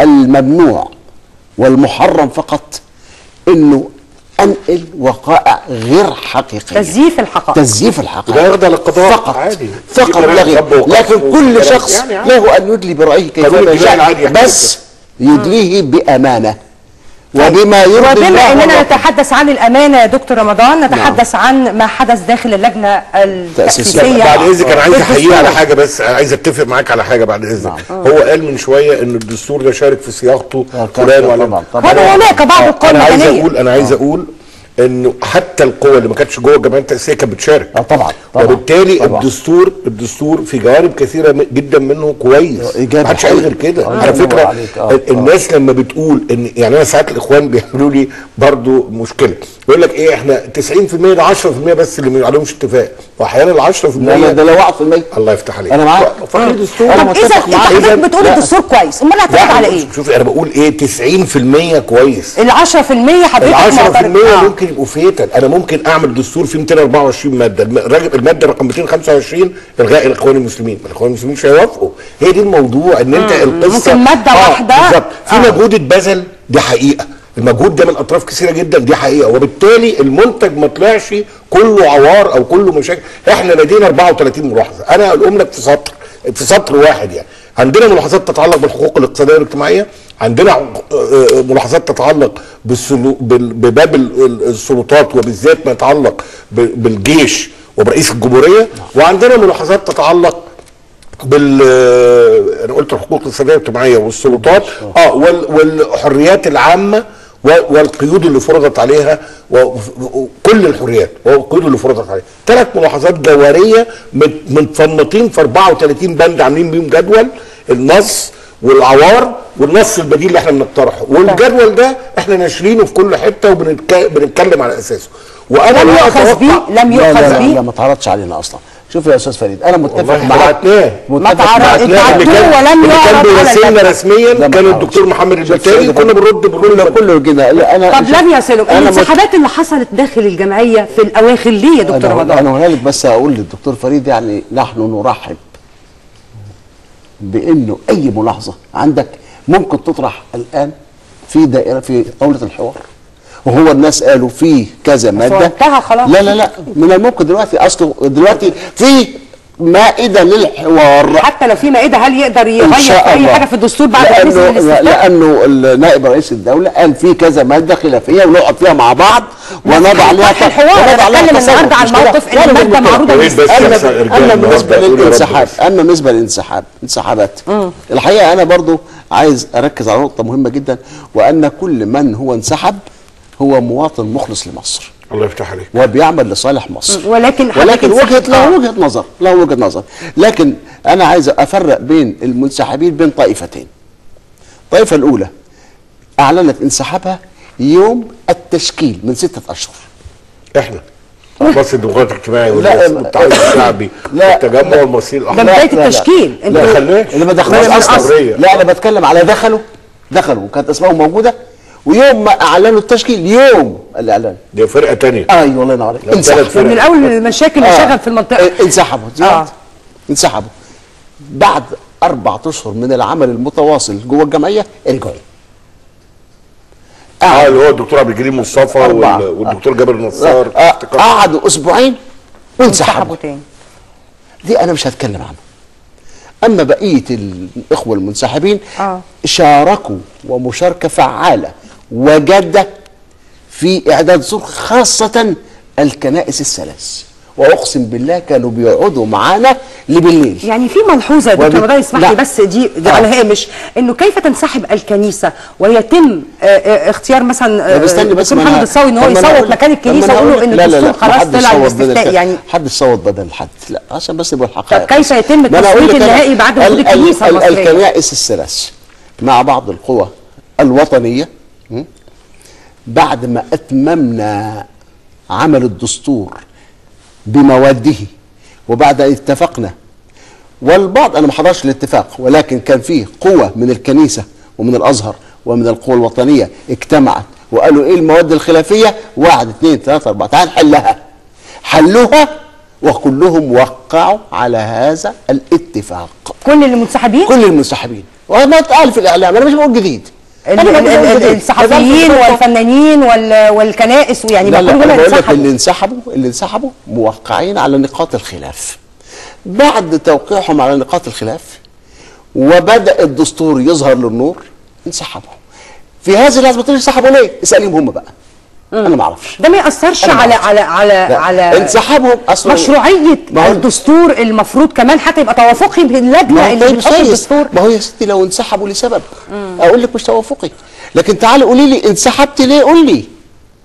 انا واقسم بالله انا ما اعرف لحد دلوقتي انسحبوا ليه. انا كنت شوف انا يمكن شايل الجمعيه دي فوق راسي. يعني كنت اقعد هناك ولدرجه ان في شهر رمضان كنا نقعد نص سحور. وقعد بعد ما خلصنا الدستور خالص لقيت انسحاب، بس مش كل اللي انسحب الحقيقه يعني عدد مش كبير يعني عشان بس ما نتصورش الدنيا، لا هم اللي انسحب عدد محدود. لكن اكتر من 20 50 واحد. لا الفتره الاخيره انت حضرتك بتتكلم على مدار لا ولا على مدار ولا على مدار. لازم عليك كل من الاول الاصلي والاحتياطي 52 واحد من الاول. انا من الاول 52 واحد يعني الجمعيات التاسيسيه عباره عن 100 اصلي و50 احتياطي، وبالتالي اللي كان بيخرج من الاصلي كان بيخش انا بقول لك اللي انسحبوا من الاجمالي وبالتالي هناك حتى يعني بعض الاعتراضات القانونيه على ان قوام الجمعيات التاسيسيه غير يعني لا ما هو قوام الجمعيات التاسيسيه اساسا 100 ايوه هي بقت 98 بقت لا هي 98 دلوقتي. يعني المجموع اللي كان موجود في لحظه التصويت كان 98. لا ده كانوا 86 يا بس هم 100 اعضاء. لا مش 100 98. قول لي ليه؟ ما احنا كان اخر جلسه 98. كان اخر جلسه المتخلفين عن ال 111 دخلنا بدلهم احتياطي. ما انا بقول لسعادتك فاكتمل انا ممكن لا يعني اكتمل ال 100 على اي حاجه. الدكتور مرسي ممكن يقضيها على نادي دستوريه فمفيش مشكله، لكن اللي انا بقوله لك بيني وبينك ومستعد اوريك الورقه اللي انسحبوا من ال 150 ل 52. طيب حضرتك قلت نتوقع كده في كلمه واحنا بنتكلم في الحوار وحضرتك قلت ايه؟ نتوقع ان شاء الله ارجاء، يعني او تتمنى ان يكون في ارجاء لعمليه التصويت. والله العظيم ثلاثه انا كل مره بسمع الدكتور مرسي يتكلم ببقى عندي امل ان هو يحل الموضوع. طيب حتى الان نتكلم ان الموقف احنا واقفين دلوقتي في اللحظه دي في المكان ده، ماذا بعد يا استاذ فريد؟ يعني النهارده يتم الموقف على انه في قوه هتقعد بكره وممكن يحصل حوار وتتفق مع دكتور مرسي ويوصلوا لنتائج في انه مثلا يؤجل الاعلان او الاستفتاء الدستوري اسبوع او شهر لحين التوافق، يجمد الاعلان الدستوري. ايه الوضع؟ وانت ما حضرتش. انا بتكلم عن المجموعه اللي راحت بكره وانتم مجموعه خلافيه ورافضين مع غيركم. يا استاذه في ناس رافضه انها تروح. ما انا هقول لسعادتك يا استاذه انا ما شاركناش في الجمعيات التاسيسيه مش كده؟ نعم. احنا والتحالف الشعبي الى اخره. هل حتى قلنا ان احنا مش هنشارك؟ والله ما قلنا كده. عارفه قلنا ايه في المؤتمر الصحفي؟ قلنا الحزب المصري الديمقراطي الاجتماعي بيوفر الكراسي بتاعته للأقباط والمرأة والعمال والفلاحين والناس اللي ما اتمثلتش بشكل كافي. رفضنا ان نثير الشقاق في اعمال الجمعيات التاسيسيه عشان ما يتقالش ان احنا اعاقنا عملها كويس. بعد كده لما جم قالوا لنا الجمعيات التاسيسيه بتشتغل واحنا بره، طب قولوا رايكم في كذا بنقول، طب احضروا اجتماعات كذا بنحضر، في المحافظات يكلمونا في لجنه استماع. يعني في مرونه عندكم؟ لا يعني بنشارك في العمل الوطني بالظبط. دلوقتي انا بقول بوضوح اهو، لو انا طرف في جبهه الانقاذ احنا حاطين شروط لتهيئه الاجواء لانجاح الحوار. لو يعني ما حصلتش والحوار يعني بكره تقدم في الاتجاه اللي احنا عايزينه، احنا ممكن نلحق.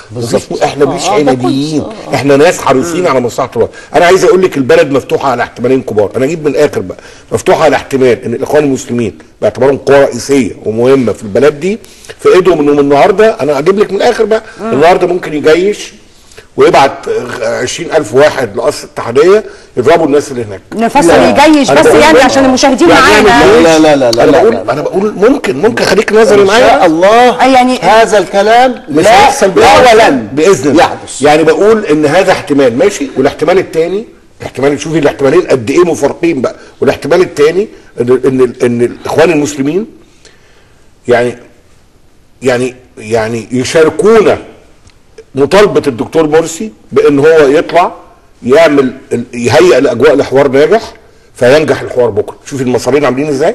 انا ده الخيار اللي احنا فيه دلوقتي في البلد دي، ان احنا في ايد الدكتور مرسي او في ايد جماعه الاخوان المسلمين عشان اجيب من الاخر ان هي تدفع البلد في اتجاه في الاتجاه اللي احنا شفناه يوم الثلاث اللي فات، عشان اجيب برضه من الاخر اللي هو في اتجاه بروفات حرب اهليه او بروفات مدارس. كان على يوم الاربعاء اللي هو يوم الاربعاء، انا اسف، او المسار الثاني وخلي بالك اللي هو يساوي يعني هدوء ما بعده هدوء واستقرار ما بعده، اللي هو تعالى نفتح صفحه جديده ونرجع للمربع اللي كنا. السيناريو ده كيف يتحقق بعد الشر يا رب ان شاء الله ما يحصل. والسيناريو ده لو سمحت يا استاذ فريد، لو سمحت لو سمحت انا بتكلم يا رمضان في النقطه دي. ان المسار الثاني اللي هو الهدوء بدأ يا رب، بس نمد بتندع يعني؟ لا بتندع يا ريت ندع وهتغرق الدنيا ميه يا ومطر. يعني انا وصلنا الى دلوقتي يا جماعه تعالوا الاعلام الدستوري في حتتين مش عايزهم ونقعد. الاستفتاء ممكن اجله بس حلوا لي طالب بمروحك بكره يا دكتور رمضان، والله انت بتعمل عمليه وفاق والله، ويعلم الله ان الاخلاص للوطن هيحل هذه المشكله. لازم نخلص، لكن ما يكونش عندنا لا تفكير تآمري ولا سوء نيه ولا خيانه للاخر. الاطراف كلها يبقى عندها نفس الرؤيه، جميع الاطراف. انا مش بتكلم عن طرف انت تعلمين انني مستقل لا هذا ولا ذاك. انا بقول يا جماعه لازم نخلص لهذا الوطن ولمصلحه المواطن المصري. كلنا لابد وان نضع المواطن المصري الغلبان اللي حل معيشته وقفت، مش مصلحه الجماعه ولا لا ماليش دعوه، انا ماليش دعوه. طيب ولا مصلحتك معانا اذا كان هناك انفراجه زي ما حضرتك ذكرت، وكمان معانا استاذ فريد، كمان معانا دكتور ايمن نور صاحب المبادره اللي قدمت النهارده من اجل المرور من هذه الكارثه. دكتور ايمن اهلا وسهلا. مساء الخير يا دكتور ايمن.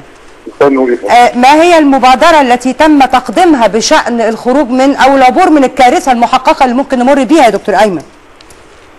الحقيقة احنا يعني في مرحلتين من الحديث عن فكرة المبادرة. المرحلة الأولى احنا كان لدينا طلب وشرط كحزب غد الثورة للمشاركة في الحوار الخاص بتاع بكرة. قلنا لن نشارك إلا إذا تم تأجيل موعد الاستفتاء الخاص بالمصريين في الخارج، لان مش ممكن نبتدي حوار الساعه 12:30 بينما الاستفتاء بدا بالفعل الساعه 8 واحنا من ضمن مطالبنا تاجيل الاستفتاء. وبالتالي قلنا ان ده مش هيمكننا من المشاركه. لكن الحقيقه تم الاستجابه لهذا المطلب وتم تاجيل الاستفتاء الخاص بالمصريين في الخارج اللي كان مقرر 8 صباحا، وبالتالي احنا سنشارك. المبادره هي تتصل بما يمكن ان نعرضه غدا في الحوار، وانا الان كنت في اجتماع مع بعض الاحزاب التي ستشارك غدا، من حزب الوسط وحزب الحضاره واحزاب اخرى، واعتقد ان احنا حددنا المحاور الرئيسيه والعناوين الكبيره التي سنتحاور حولها غدا. ايه اهمها يا دكتور ايمن؟ اهم هذه المحاور اللي انتوا رايحين على اساس ان هي الكبيره اللي هي تعبروا بيها بكره. يعني اقدر اشير لثلاث محاور بشكل رئيسي. محور خاص بطرح اجراء التعديلات اللازمه على الاعلان الدستوري سواء بالحذف او بالاضافه او الالغاء لاي من بنوده، على ان يصدر في ذات اليوم اللي هو غدا ان شاء الله اعلان دستوري جديد متضمنا ما يتم الاتفاق عليه في هذا الحوار. مش تجميده او الغائه او يعني يعني ده اعلان دستوري ارتضى حتى بالتجميد او الغاء، هو اعلان دستوري بتجميد المواد كذا. نعم. النقطة الثانية طرح كافة المقترحات الخاصة بأي من مواد الدستور بغير تحفظ، وتسليم ما يتم التوافق حوله رئيس الجمهورية لدعوة الجمعية التأسيسية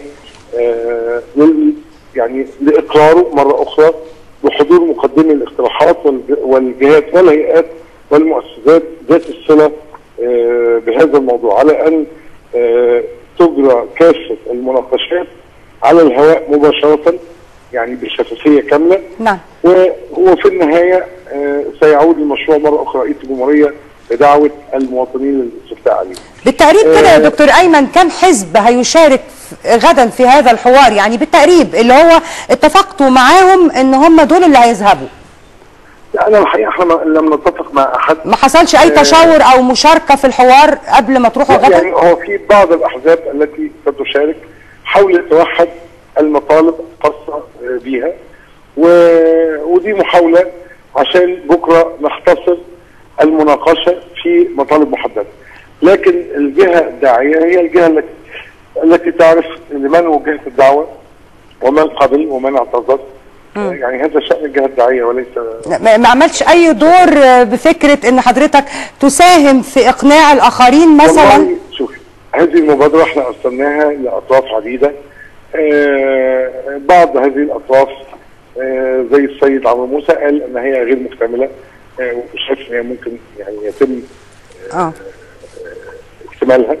بعت نفس المبادره لحزب الوفد، لكن هو كان اعلن موقفه ان هو لن يشارك، وكذلك السيد عمرو موسى اعلن موقفه ان هو لن يشارك. بعتناها لاكثر من طرف في محاوله لتوحيد الاقتراحات واستطلاع راي زملائنا حتى الذين لم يشاركوا او لن يشاركوا. احنا يهمنا ان احنا نعرف رايهم ايه عشان نقدر واحنا بنطرح رؤيتنا نتصور ايه النقاط التي عليها توافق او عليها اتفاق من كل القوى انها هي النقاط الرئيسيه في هذا الحوار اللي احنا نتمنى ان نوفق فيه. اذا لم نوفق هنطلع بكره ونقول والله احنا لم نوفق.